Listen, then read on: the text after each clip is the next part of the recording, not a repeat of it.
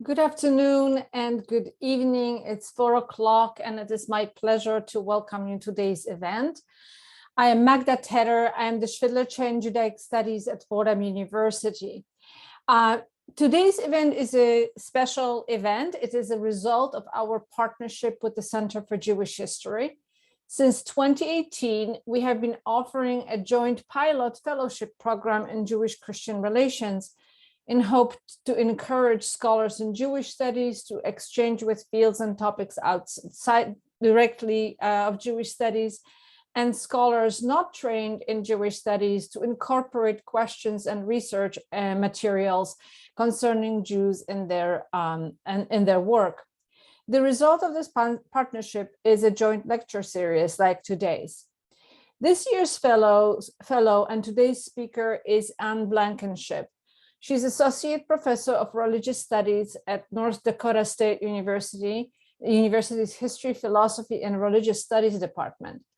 Her research investigates religious responses to injustices and relationships between national, racial, and religious identities. Her book, Christianity, Social Justice, and Japanese American Incarceration During World War II, demonstrates how the injustice transformed Asian American Christianity and challenged religious and racial boundaries in liberal American Christianity. Anne's current book project, which is the subject of her stay in New York at the Center for Jewish Studies in Fordham, is titled Religion, Race, and Immigration: How Jews, Catholics, and Protestants Faced Mass Immigration 1882 to 1924. In addition to the joint Center for Jewish Studies Fordham Fellowship, which he holds now, this project has also received support from several institutions, including the National Endowment of the Humanities and the American Academy of Religion. So without further ado, let's get started, and the screen is yours. You're muted. You're muted.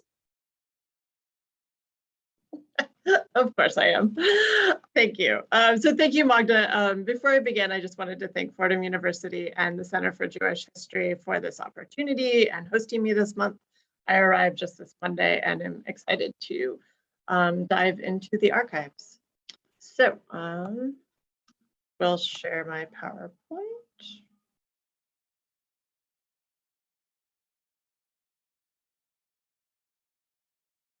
There we go. Okay, so as Magda mentioned, this is part of a larger book project that I've been working on, and I'm happy to answer any questions about that as well towards the end, but let's get started. The 1880s, so you can't hear that siren too badly.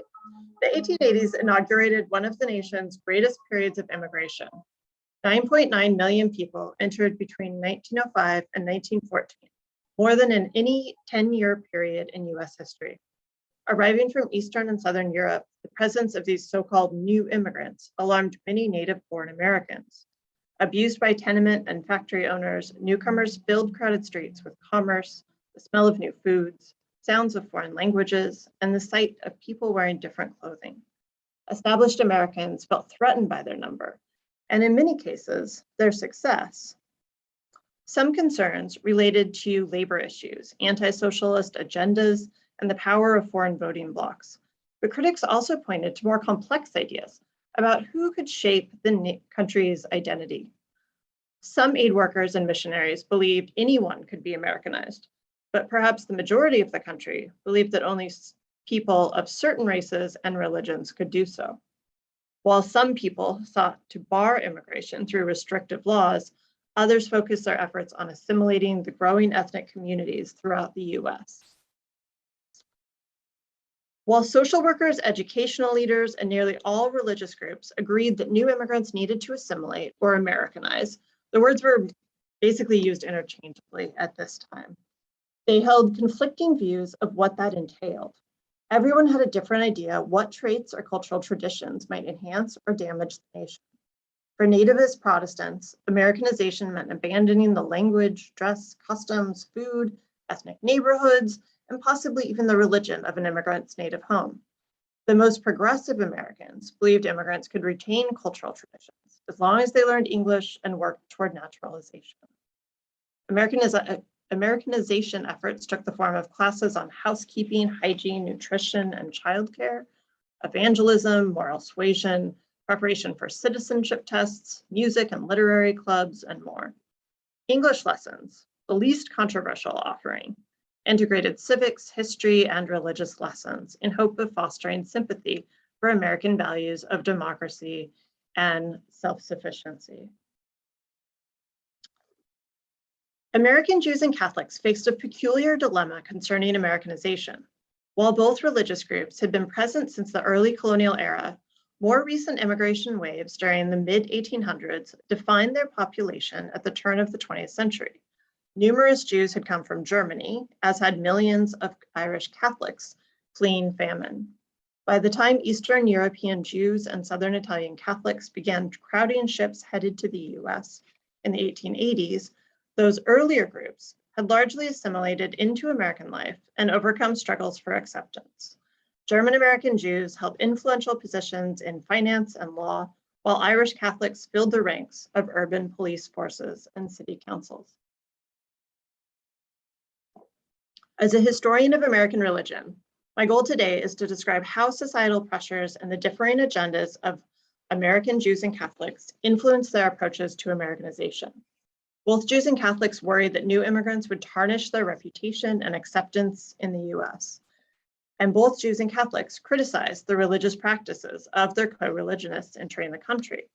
But Catholics' fear of losing adherents and antagonism toward Protestants tempered their efforts to promote Americanization.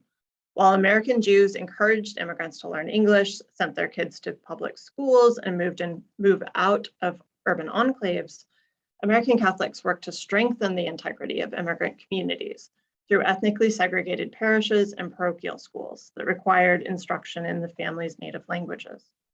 German American Jews tolerated some religious differences of their Eastern European brethren, but disagreed what cultural and religious aspects should be retained. Ultimately, Jewish and Catholic Americans disagreed what should go into the melting pot, what should come out, and what should just remain stuck to the bottom. So today I'm using examples prior to World War I, because at that time, government promotion and direction of Americanization programs very much complicated and politicized the issue even greater. So I'll begin with American Jews. They held mixed motives when it came to their co-religionists from Eastern Europe. On one hand, they welcomed refugees fleeing persecution. On the other, they knew their status, their hard-won status in American society was precarious. This New Year's card demonstrates those mixed feelings. It depicts the open arms of American Jews while simultaneously pointing out the differences they saw between themselves, well-dressed in modern fashions, and their Eastern European counterparts, mired in poverty, provincialism, and visible markers of religion. The sight of thousands of Yiddish-speaking bearded men wearing heavy dark cloaks and women with covered hair threatened to undermine all that they had achieved. And indeed, social clubs, hotels, and resorts, once open to Jews, began barring their entrance in the late 1800s.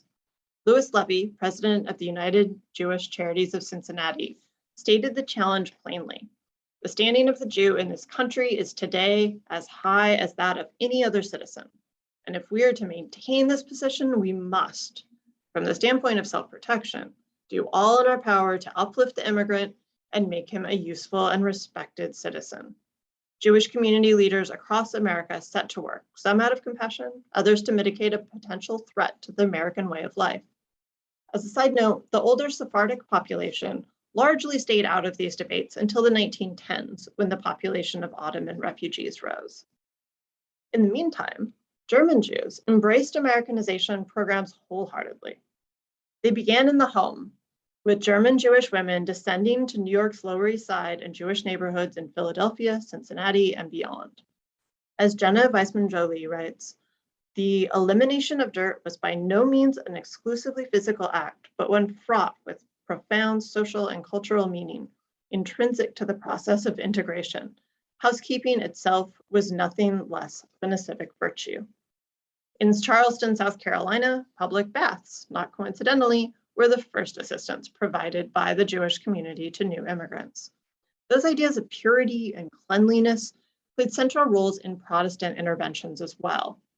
Closely related to that concept, both groups recognized the influential roles of mothers and gave them special attention. If she ran an American household, her family would soon follow. Lessons in sanitation, hygiene, childcare, and nutrition all focused on the latest scientific methods. To be American was to embrace modernity and the application of science to everyday life. Immigrant women would raise healthier and thus more successful and less age-reliant families, but also come to appreciate American values. While these efforts were clearly grounded in prevailing stereotypes of unclean and diseased immigrants contaminating American cities, they also addressed a real need for people living in unfamiliar, cramped tenements without running water. The Baron de Hirschfeld schools initiated some of the earliest institutions to prepare newly arrived children for public schools. Patriotic sentiments infused language lessons and every other aspect of instruction. For Memorial Day 1892, 400 newly arrived Russian Jewish children put on a vibrant display of patriotism in a celebration filled with poetry, songs, and waving flags.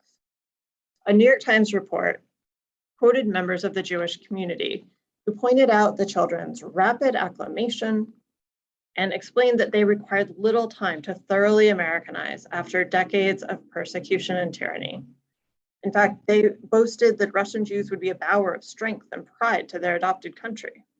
In other words, don't worry, America, Jews are taking care of their own, and they soon won't be able to be differentiated from anyone else. Similarly, in response to the Spanish-American War, years before Christian settlements sponsored similar activities, 500 members of the Hebrew American Volunteer Bureau met at Jewish centers to enroll and drill, prepared to go to the call of the army. That public display demonstrated their loyalty and patriotism to outsiders, and also combated stereotypes about Jewish masculinity or the lack thereof. Raised in a prosperous Jewish American home, Julia Richmond devoted her life to educating New York's immigrant children, becoming the city's first Jewish principal and first female superintendent. Richmond implemented strict discipline and hygiene requirements. She banned Yiddish, instructing teachers to wash offenders' mouths out with soap, and inspected the cleanliness of every student's hands. Praised by uptown sisterhoods and criticized by immigrant parents, her Americanization curriculum implemented at Jewish centers like the Educational Alliance and the De Hirsch schools became the standard for public schools throughout the city. Sponsored by Jewish philanthropists such as Jacob Schiff, Isidor Straus, Simon Rothschild, Solomon Guggenheim, and others, New York's Educational Alliance opened its doors in 1893 to uplift new immigrants and expose them to higher culture and values. The Educational Alliance reported that 4,500 people entered their doors daily by 1898. This dwarfed numbers in Protestant settlement houses at the same time. Each annual report explained that its scope shall be of an Americanizing, educational, social, and humanizing character for the moral and intellectual improvement of the inhabitants of the East Side. Epitomizing their aims, the cover of the Educational Alliance's 25th anniversary program depicted an elderly Eastern European Jewish man wearing Orthodox religious garb, carrying a cane, and sporting a long beard, alongside the slogan, "From darkness to light." The Educational Alliance vowed to eradicate this image and corresponding lifestyle to make way for a modern, enlightened Jewish community. Speeches at the event unapologetically described the need to remove, quote, "the unattractive surface of the Russian Jew," and praised leadership who unhesitatingly criticized the defects and shortcomings of the immigrant in their effort to teach the responsibilities and ideals of American citizenship. They hoped to visually and mentally Americanize their religious brethren of the Lower East Side. These comments and the Alliance's early policies against Yiddish show that many of New York's leaders specifically objected to the ways in which immigrants displayed their foreignness to the public, both visually and orally. Speeches repeatedly stated their success at creating true Americans and exemplary Jews. The degree to which immigrants should assimilate was a constant debate. No one wanted crushing assimilation, but they still disagreed how many elements of the old world could or should appear. German Jews had led the reform movement that moved away from Jewish law, while new immigrants were more likely to engage in various religious practices that spilled into everyday life. Sorry.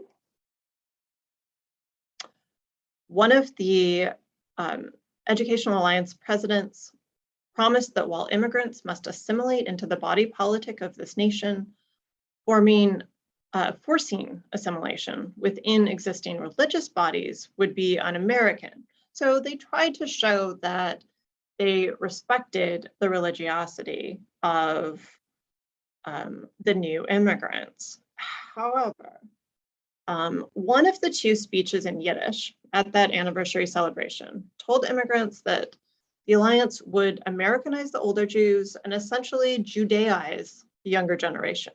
He promised parents that the Institute would revive their religious roots.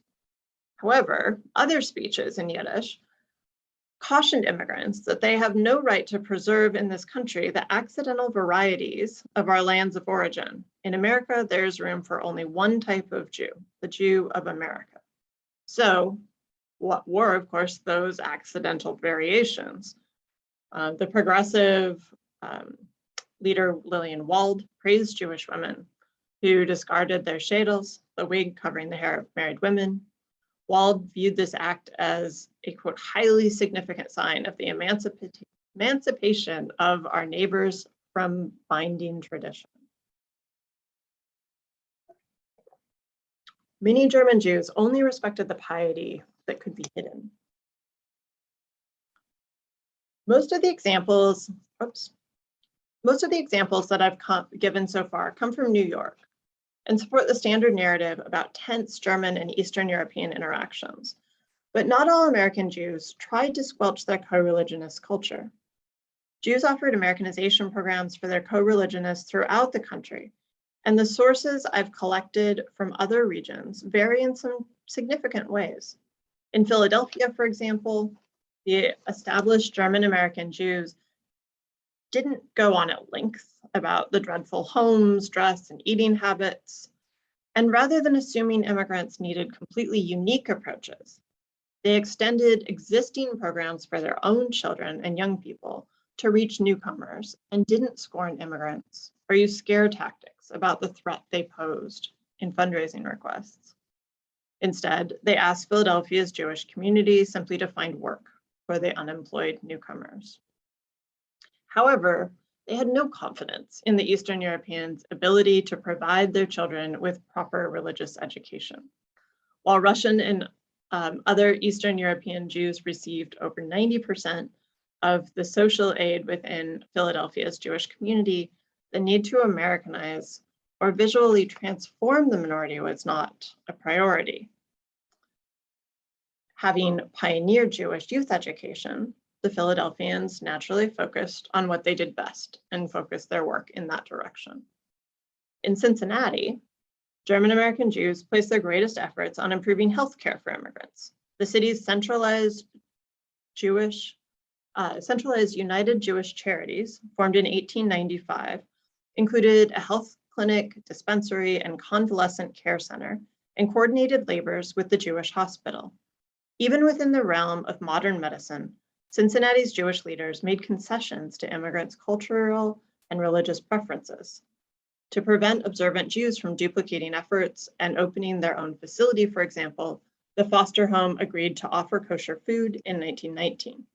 Superintendent Maurice Hexter called it an omen of the time and urged aid workers to attempt to foster a spirit of cooperation with them.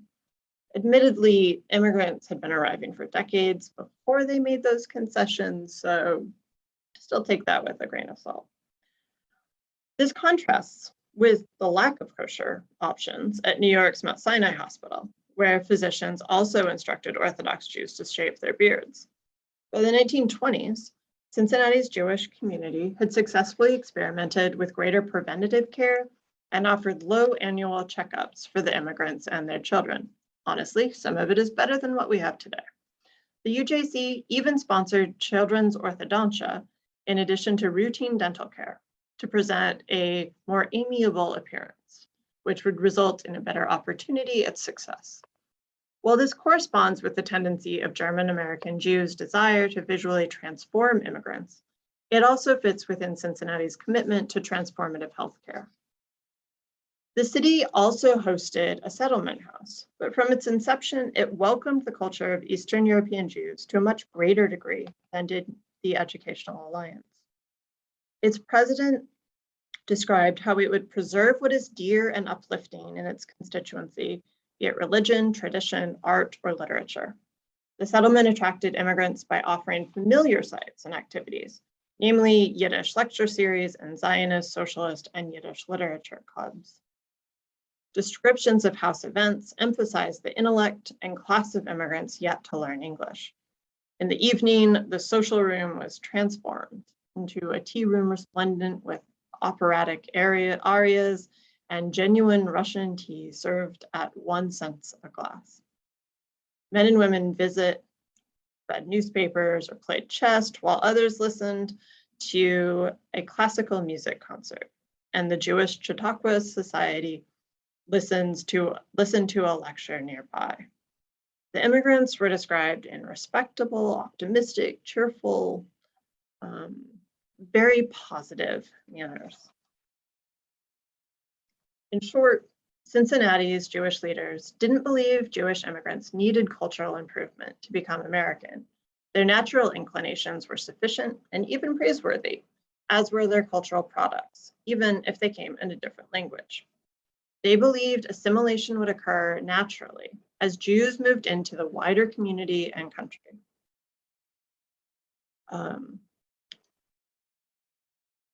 They didn't express that fervor for Americanization, but rather promoted Yiddish intellectual and social pursuits.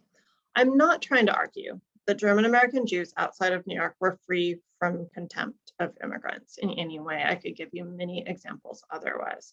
But the general tone of their fundraising brochures, their annual reports, and their meeting minutes, which were in private and presumably a little bit more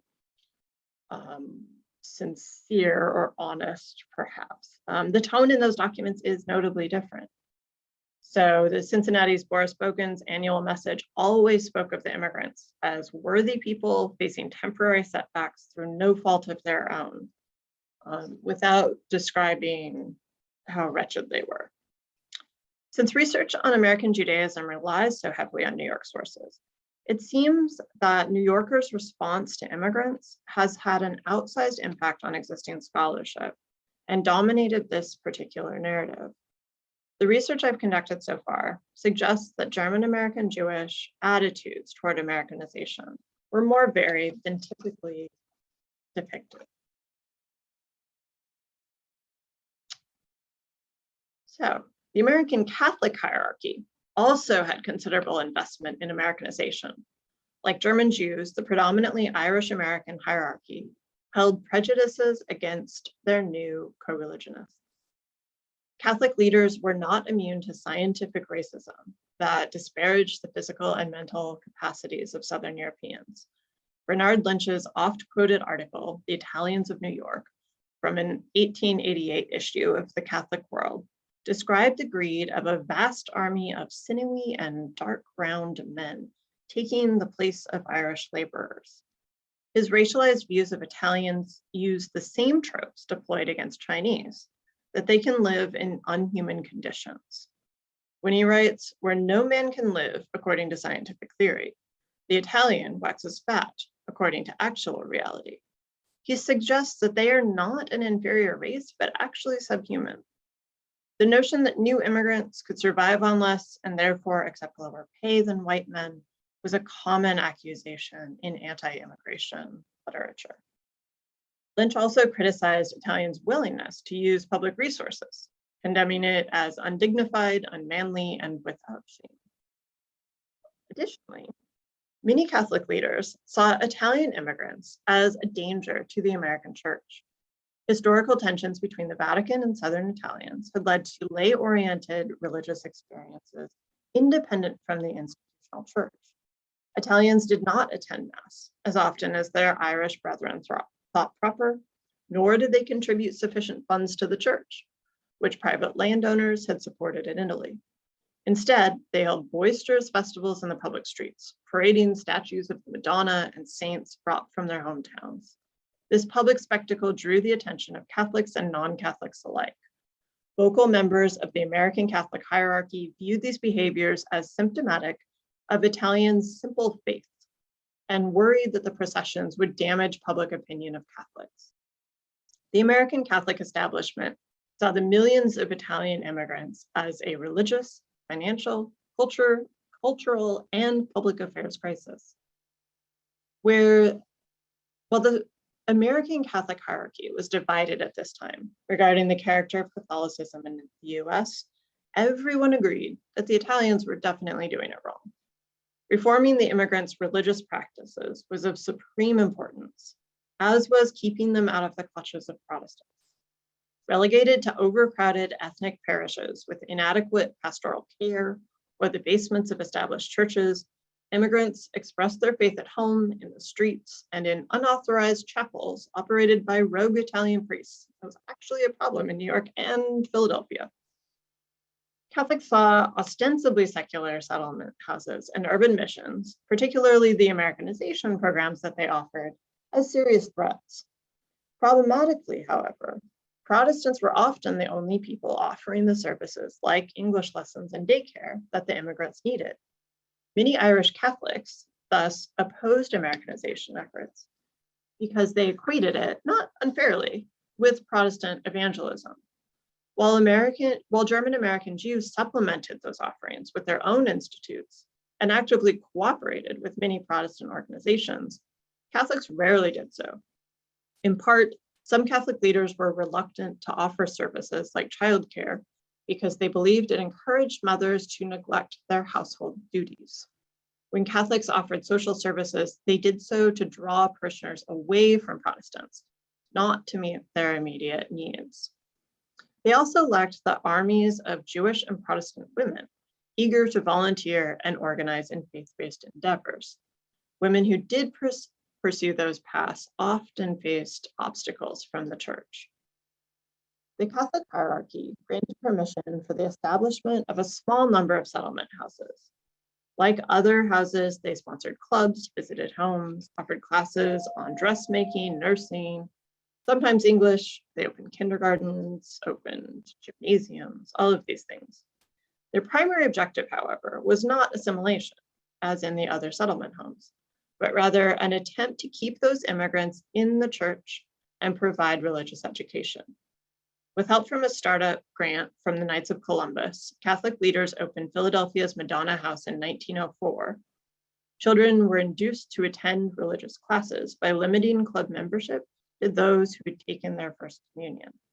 The Sunday school proved extremely popular, though, attracting around 500 children each week in 1908, necessitating 60 volunteer teachers. The diocese sought volunteers from among the city's women of leisure, who could, quote, see with the eyes of faith the moral and spiritual ruin of those bereft of the benefits of religion. Fundraising publications rarely mention the material aid and social benefits of assimilation that dominated Jewish and Protestant material. But one newsletter warned American Catholics that today's Italian children would become a large voting population, and as our brethren, much of their future, good or bad, would be ours to share. That said, reports from the Catholic settlement houses in New York and Philadelphia rarely, if ever, mentioned activities that would lead to Americanization. Saving children for the Catholic Church was their primary goal. Irish Catholics also expressed little enthusiasm for the central element of Jewish and Protestant programs, English lessons. While parishioners needed to learn the language for practical reasons, the Philadelphia diocese promoted parochial schools by offering Italian lessons and promising to promote cultural content that would help children retain their faith and minimize generational tensions. This is, in part, why so many Protestants opposed parochial schools. Public education was the nation's strongest Americanizing force, one that Jews and Protestants embraced. And while Protestant denominations begrudgingly allowed ethnic churches to offer services in other languages when necessary, Catholics embraced the practice, organizing American parishes around those divisions, which intensified ethno-religious loyalties. But not all Catholics face these tensions in the same way. Those at the top of the hierarchy understood the necessity of identifying as Americans, given rampant and often violent anti-Catholicism. The Archbishop of St. Paul, John Ireland, sought to dispel foreign influences within the American Church. In 1891, his ally, Cardinal James Gibbons, announced, "We owe our allegiance to one country, and that country is America. We must be in harmony with her political institutions. It matters not whether this be the land of our birth or the land of our adoption." The conservative Archbishop John Corrigan of New York made similar proclamations. Given the specific accusations American Catholics faced, those of disloyalty, leaders focused on Americanization not as a declaration of, they did focus on Americanization as a declaration of loyalty, not the cultural transformation desired by Jews and Protestants.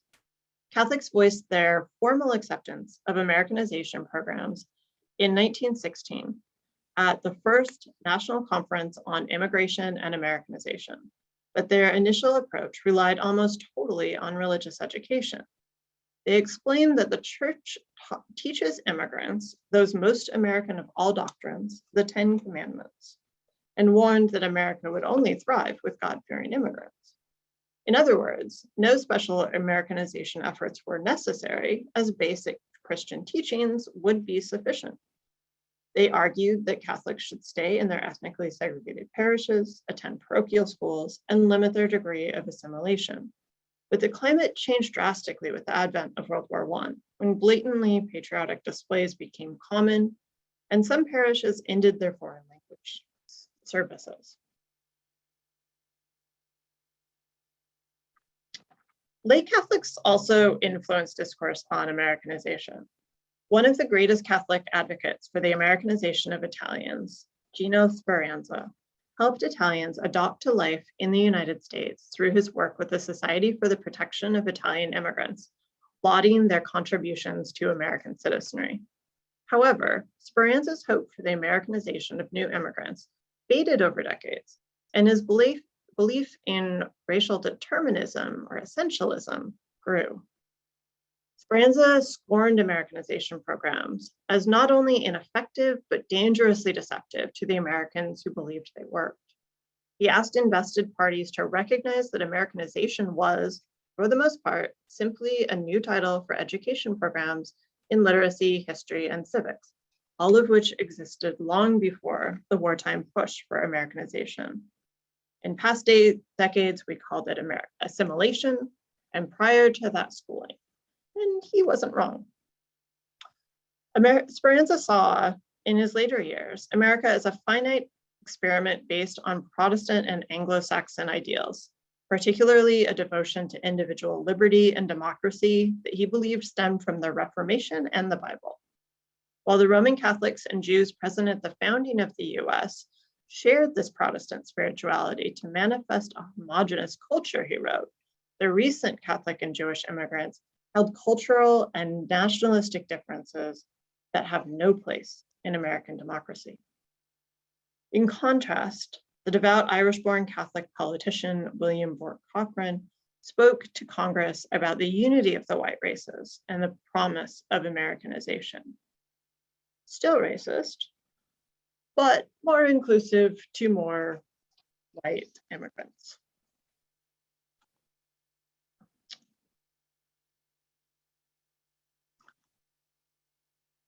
The Reverend J.C. Grimmel argued at the 1882 Conference of Baptist Pastors that immigrants arrived already Americanized because they came out of a desire to distance themselves from old world politics and monarchies.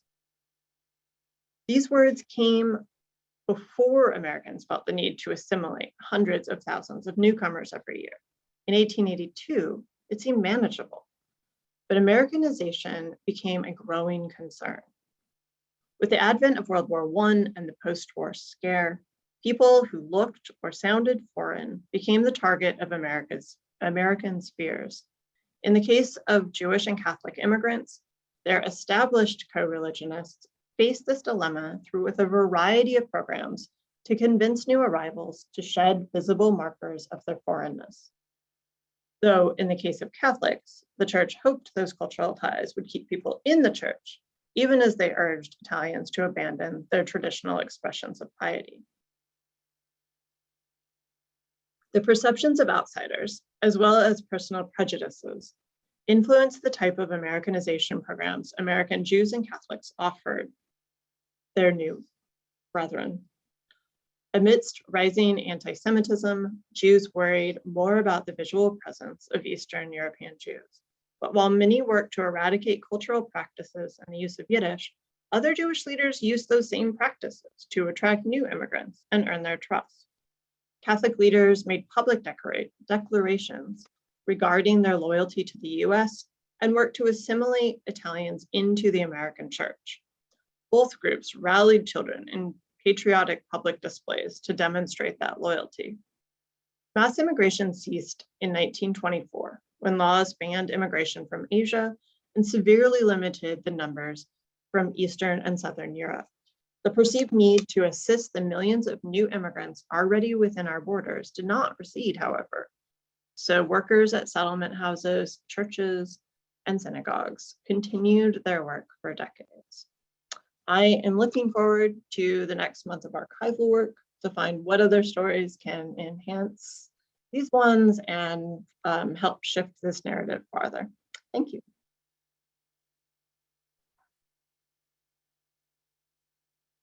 Thank you so much. So I invite you to submit questions. There are already some questions. I think one of them you answered in your talk, which was a question about whether the classes were taught by Protestants and that whether they tried to convert the new immigrants in these various programs. I also have a couple of questions, but I will privilege the questions from the audience for now. One of the, when you were talking about Cincinnati, and I thought, as someone who doesn't study American Jewish history, it was very interesting for me to hear the differences in the various locales and your argument that the focus on New York has influenced the way we're thinking about these the reception of immigrants. But the question about Cincinnati has to do with Reform Judaism and whether Reform Judaism had anything to do with it. On the other hand, they were also German Jews. So I wonder whether you could comment on that.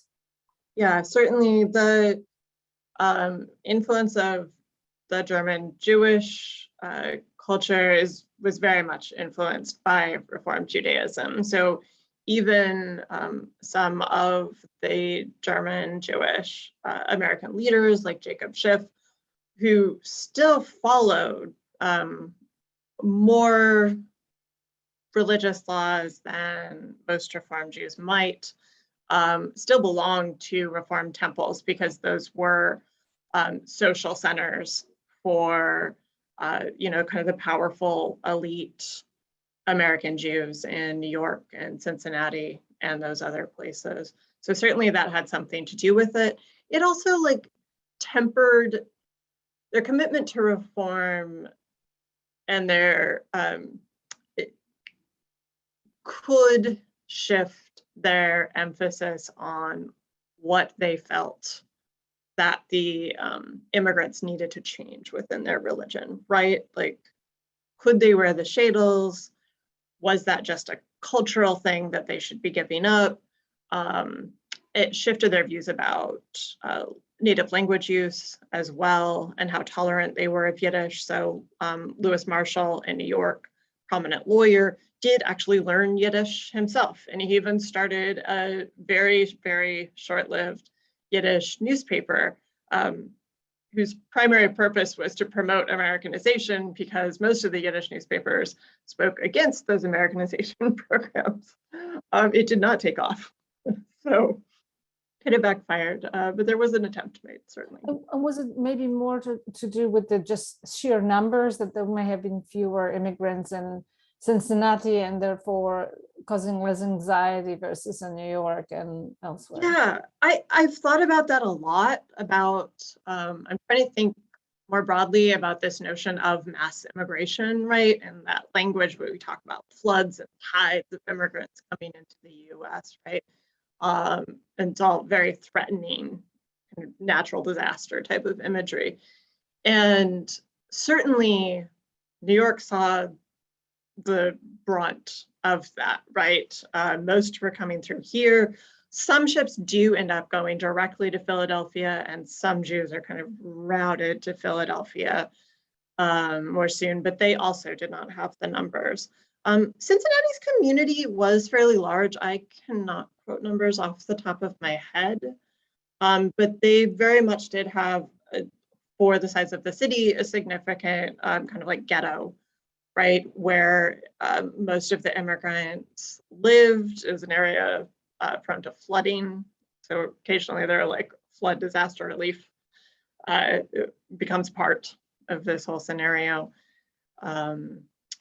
But yeah, I mean, there are still very different emphases. Like their annual reports in Cincinnati have like, it seemed like 10 pages or more on tuberculosis patients and stuff, right? Which surely there was lots of tuberculosis in New York, but it doesn't show up nearly so much. And did you look at any of the Southern Jewish communities? We obviously, in the earlier period, the South was the center of Jewish life. Yes. And Ayelet Brin, another of our fellows, has shown that there were, Yiddish language or Yiddish newspapers readers in North Carolina and other places in the South. So I wonder whether you had a chance to find anything about the different communities in the South and their absorption of the. Absolutely. So I had an NEH, I participated in one of the NEH programs on Southern Judaism in Charleston several years ago. And during that time, I did collect all of the archival material I could find on that community. And I need to go back to it. I haven't had a chance yet. That was, I don't know, 4 years ago, I think. And I know that there's some good stuff in there to help expand this. I remember, mostly I remember the tone of those publications, and those women seemed rather scornful of the newcomers generally. But they opened baths, they opened a library. They were doing some of these same programs, but again, there weren't as many people, right? So that does affect things. So another question is, were established Catholics and Jews politically active in protesting acts of discrimination against newly arrived different immigrants, or did they play it safe to protect their own positions?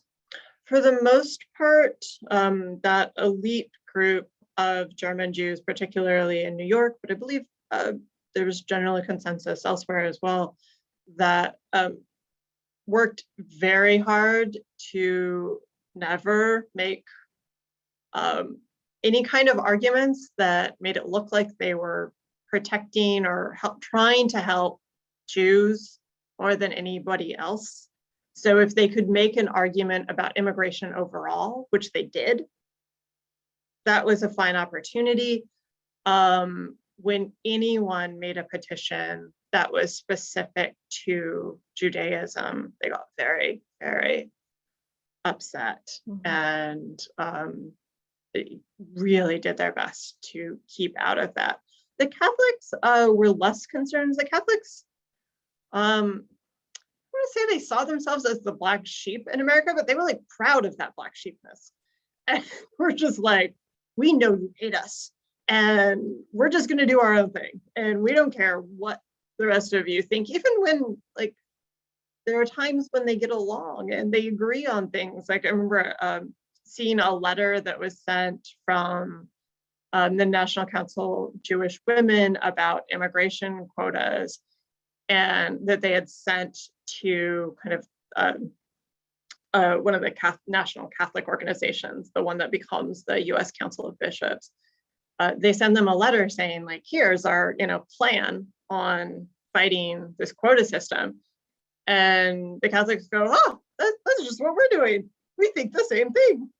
Mm-hmm. Like they're Protestants also saying those same things. Mm-hmm. And so while the Jews and Protestants were getting along more, and Jews were using that connection with Protestants, right? So when there would be, horrific massacres in Russia or elsewhere, they would go to, rather than trying to speak out about themselves, which they did to a limited amount, they would go to prominent Protestant pastors that they knew and said, please preach on this, mm-hmm. right? Please speak up for this community. We can't, because they did not want to draw attention to themselves.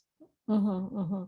It's interesting because Fordham received a gift of books of American Judaica and also some American Christian books that dealt with Jews. But one of the things when I was going through these books for the period that you have an incredible engagement with Christianity among Jewish leaders and Jewish rabbis.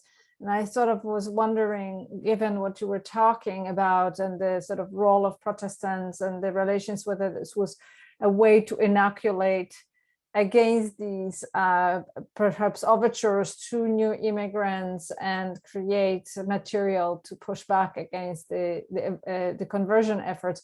And one of the members of the audience notes that her father spoke of vigorous Protestant attempts of conversion of Jews on the Lower East Side.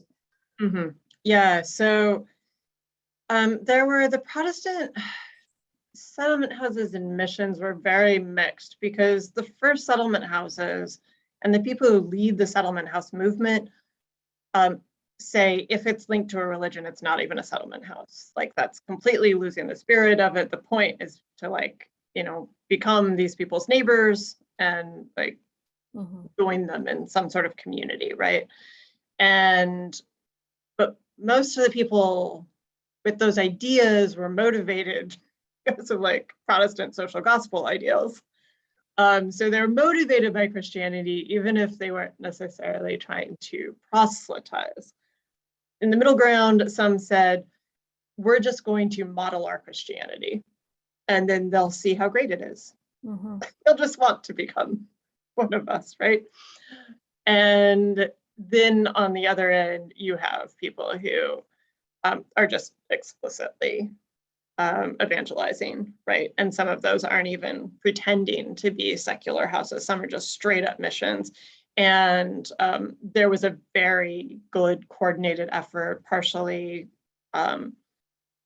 operated through the Educational Alliance, that actually sought out, because the mission houses would be oriented towards a specific population, right? They would be to convert Catholics or Italian Catholics, or they'd be to convert Jewish immigrants. And so they would find those missions to Jews, mm-hmm. and basically take those kids away from them and put them in other programs and make sure that they were getting all of the material assistance they were getting from the mission, because that's what drew people in, right? For the most part, and Jesus, I'm sure. But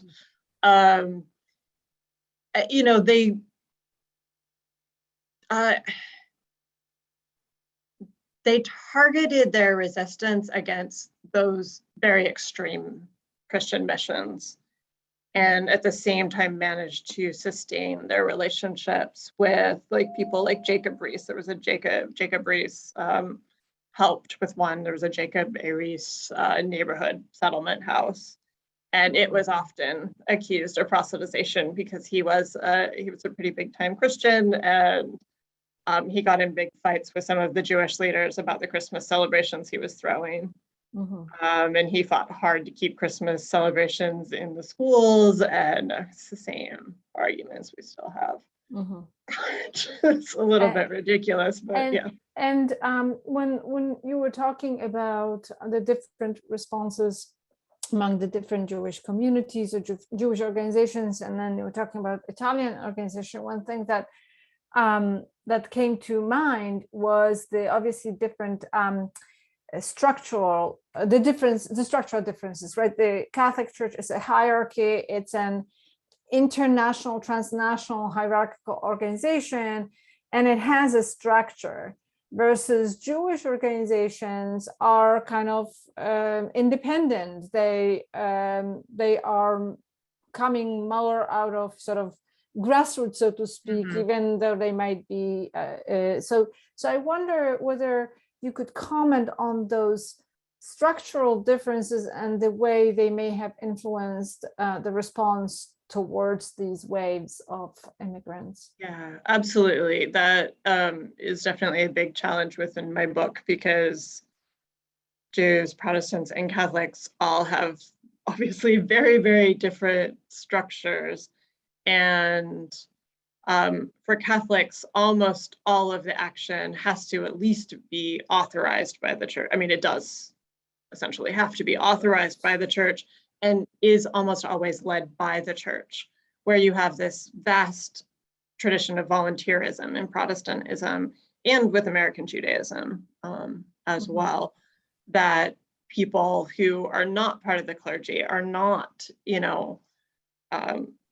religious in a formal way like that. They are not devoting their life towards religion, but still want to maybe still spend their life working in, a settlement house or something like this, where they are still motivated by that tradition.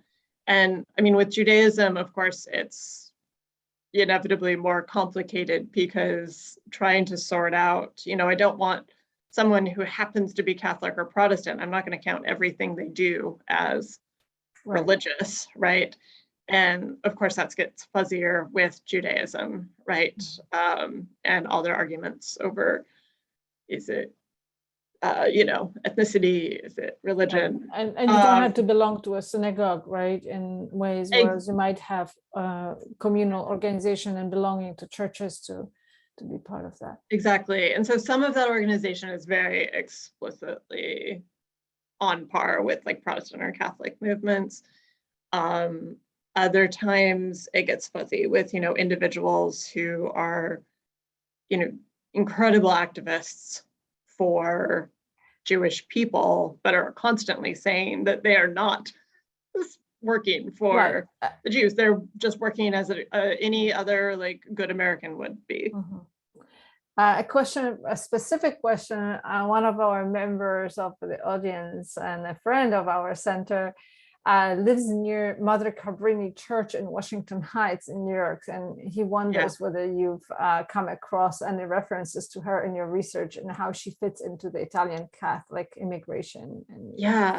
The Italian Catholic stuff is so complicated, especially in New York, because my focus is to look at how the established community in America is responding to these new people, right?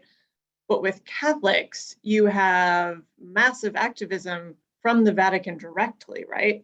So the Vatican is directly sending all of these different orders and people to help with the Italian population, and they're trying to get along with like the New York Archdiocese and all of this. And so I haven't quite sorted out. I've mostly just written a lot about all of that stuff, and then I'm going to try and slim it down, because I don't want it to be, either I'm going to have to go to Rome and do more research, which is really going to complicate this more, but I like Rome. So, maybe that would be a good idea. It's fun. It's fun. I started with I was very happy when I started my research for my dissertation way back, that I had to go to the Vatican to work in the archives, and instead of sitting in Polish archives, it was very nice, much Yeah, nicer. that would be really the food fun. was so good, yeah. And there are fellowships for it. Did you find that Jewish immigrants Americanized their names more than the Italians did? Yes, definitely. And there was a bit I had to cut from this paper for length about a few girls who, I mean, there's, what is it, the Rosenberg by any other name? Yes. Is that the right title? I mean, the recent book, yes. Yeah, of course, which has already told everyone that this notion of, changing names at Ellis Island is a really long, weird myth that people made up, and for reasons, I guess. But it's really more often, for Jews at least, them changing their own names. But I have an instance where these, new immigrants go to a Jewish, I don't know, social aid group of some sort in Chicago. And when they register, they immediately get new names. They're told, they're now going to be Hilda and whatever, these other names. And so it was happening. I've never seen that before in New York or Cincinnati or Philadelphia, but apparently it did happen. I don't know of instances where it happens with Italians. Certainly, I don't think the church is doing it.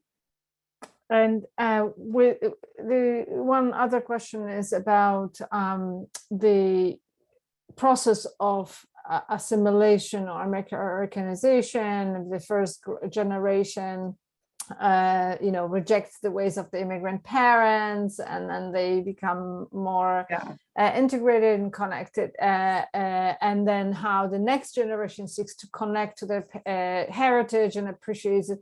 That's in the period that you are studying. This is obviously something that is very common now, but in the period that you are studying, do you also see these generational differences, perhaps in the institutions, in the way children of immigrants might be part of the institutions and then encouraging? I don't know whether you see this process of generational. There's not a clear reflection of that pattern that you're talking about, which definitely, I'm familiar with. But you do see significant change in places like the Educational Alliance as the new immigrants population matures and they become involved in those organizations and say, no, we're going to have Yiddish. We're going to be doing these other things. It's just not going to work otherwise. And so those kind of extremes that those organizations start with those rules get mellowed. Okay, well, we're running out of time. We have a lot of comments thanking you for your talk, and I want to thank everybody for joining us, and I want to thank you for being with us. And we hoped it was going to be in person, but COVID is still with us, and we hope everybody will stay safe. I hope you will all join us next week and then the week after, before we wrap up for the rest of the semester. So thank you, and thank you again, and good luck doing your research. We'll see you. Thank you. Bye-bye. Bye.